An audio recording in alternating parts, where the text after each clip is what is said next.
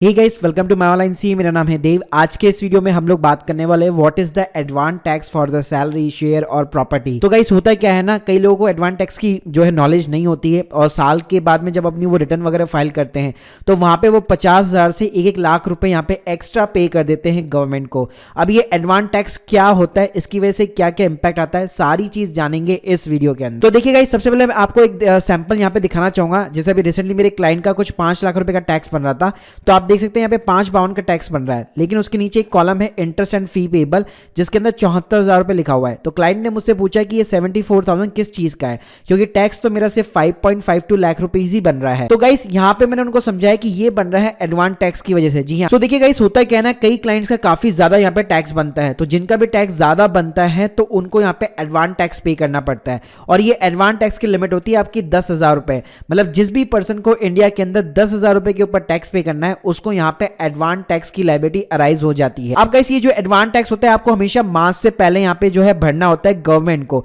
अगर आप भरते नहीं है तो क्या होगा, जब भी आप अपनी रिटर्न फाइल करेंगे तो आप इंटरेस्ट और फी पेबल के अंदर देखेंगे तो सेक्शन 234A, 234B और 234C, इन तीनों ही सेक्शन के अंदर आपको यहाँ पे कुछ अमाउंट दिखाई देंगे जो कि आपका इंटरेस्ट और पेनल्टी रहता है। सो गाइस, जैसे मैंने आपको बताया कि कोई भी पर्सन हो, अगर उसकी tax liability more than 10,000 rupees है तो उसको यहाँ पे एडवांस टैक्स पे करना पड़ता है। अब ये एडवांस टैक्स अगर मैं करंट ईयर की बात करूं तो आपको मार्च 2022 से पहले यहाँ पे करना पड़ेगा।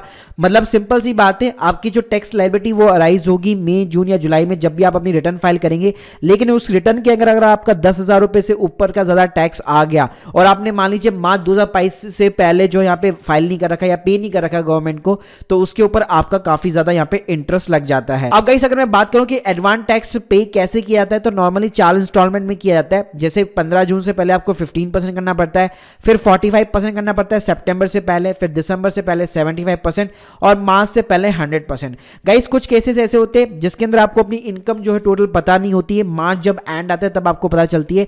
तो उस केस में भी आप एक साथ मार्च के खत्म होने से पहले अपना एडवांस टैक्स यहाँ पे जमा करा सकते हैं। अब गाइस, बात करते हैं अगर लेट सपोज आपने एडवांस टैक्स जमा नहीं कराए तो क्या होगा। तो अभी मैंने जैसे आपको 3 सेक्शन बताए, तो उसके अंदर आप मान के चलिए आपका 1% इंटरेस्ट पर मंथ के हिसाब से आपका इंटरेस्ट तो चार्ज होगा, उसके अलावा यहाँ पे काफी ज्यादा पेनल्टी भी आपकी लगती है। तो जैसे गाइस मैंने आपको बताया कि 5,52,000 के टैक्स के ऊपर भी 74,000 रुपए तक की यहाँ पे इंटरेस्ट और फी पेबल आपका आ जाता है एडवांस टैक्स के अंदर। तो आप देख सकते हैं इसका कितना ज्यादा यहाँ पे इंपैक्ट होता है। तो चलिए अब बात करते हैं कि किसी भी पर्सन को अपनी जो टैक्स लायबिलिटी वो कैसे कैलकुलेट करनी है एडवांस टैक्स के लिए।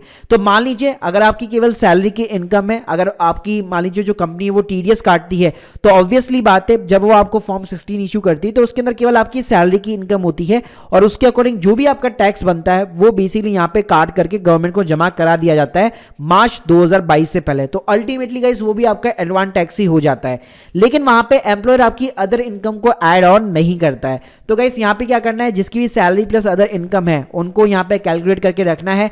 अदर दोनों को जोड़ने के बाद में भी आपका जो टोटल टैक्स लायबिलिटी वो मोर देन 10,000 रुपीज आ रही है, टीडीएस भी आपने घटा लिया, सब कुछ घटा लिया, फिर भी 10,000 रुपए के ऊपर आ रहा है, तो आपको हमेशा मार्च 2022 से पहले हमेशा अपना जो है एडवांस टैक्स पे कर देना चाहिए। सेकंड गाइस सिचुएशन ये हो सकती है कि आपका कैपिटल गेन अराइज हो सकता है, आप स्टॉक्स के अंदर डील करते या कोई प्रॉपर्टी के ऊपर कैपिटल गेन अराइज हो रखा है।